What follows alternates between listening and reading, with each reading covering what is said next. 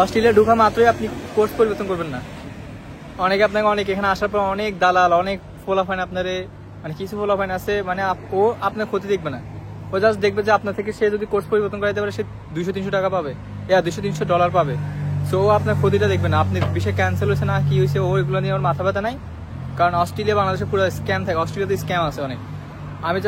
আমি জাস্ট সাজেশনটা দিব বাই হিসেবে, এখানে আসার পরে ঠান্ডা মাথায় আগে চিন্তা করবেন।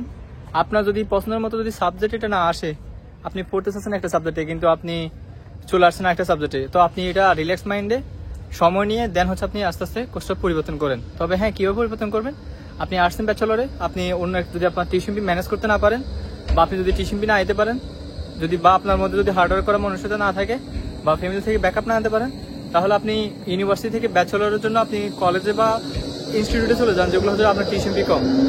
বাট এটা করবেন না যে আপনি টিউশন ফির জন্য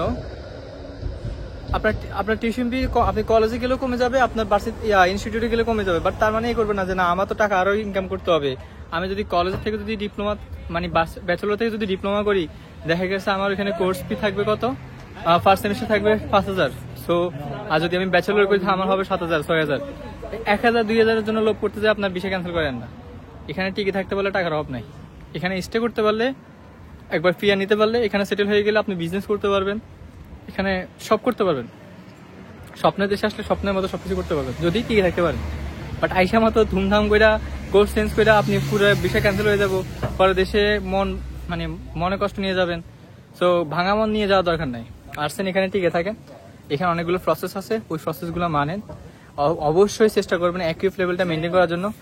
অ্যাকুইপ লেভেলটা মেনটেন না করে যদি আপনি কোর্স পরিবর্তন করতে চান তাহলে ধরা খেয়ে যাবেন। আপনি 20 লাখ টাকা 22 লাখ টাকা দিয়ে খরচ করে অস্ট্রেলিয়াতে আসলেন, এরপর আইসা আপনার বিষয় ক্যান্সেল হয়ে গেল, এটা সে কষ্টটা কিছু হতে পারে না। আপনার স্বপ্নও শেষ, টাকাও শেষ, পরিবারের কাছে আপনি কি জবাব দিবেন? তো আমি বলবো আসার পরে ঠান্ডা মাথায় কোর্স পরিবর্তন করুন, ইকুইপ লেভেলটা মেনটেন করুন।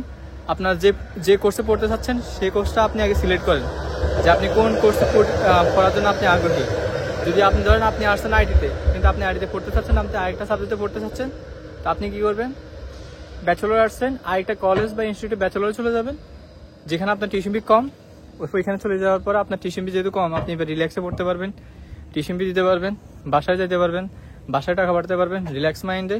বাট আপনি এটা করতে যাবেন না, ব্যাচেলর থেকে ডিপ্লোমাতে মানে আমার কাছে ডাউন গ্রেডে যাবেন না, ঠিক আছে? আপনার যে লেভেলটা থাকবে ওটা মেনটেন করার চেষ্টা করবেন। অবশ্যই ব্যাচেলর ডিগ্রিতে 7 থাকে, তারপর ব্যাচেলর অনার্সে থাকে 8 আর মাস্টার্সে থাকে 9।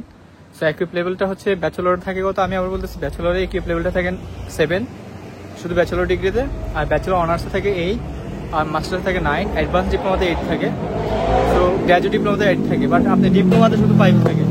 সো সব কিছু মাথায় রেখে আপনি পরিবর্তন করাটা আমি মনে করি ইম্পর্টেন্ট, কারণ অ্যাটলিস্ট আপনাকে 7 মেনটেন করতে হবে, 7 মেনটেন করতে হবে।